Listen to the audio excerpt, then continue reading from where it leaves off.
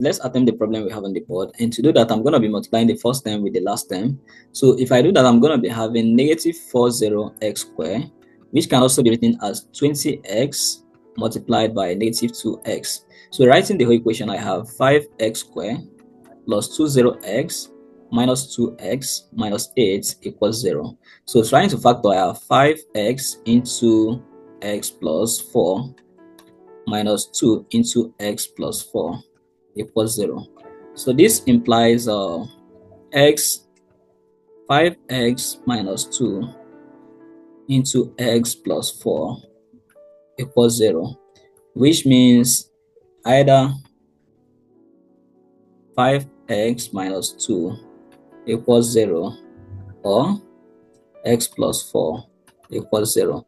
And if this holds, then 5x is equals to and x is equals 2 over 5, or x plus 4 being equals 0, x plus 4 being equals 0, which now means x is equals minus 4.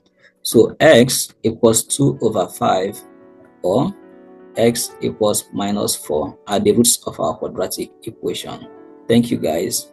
See you in the next video.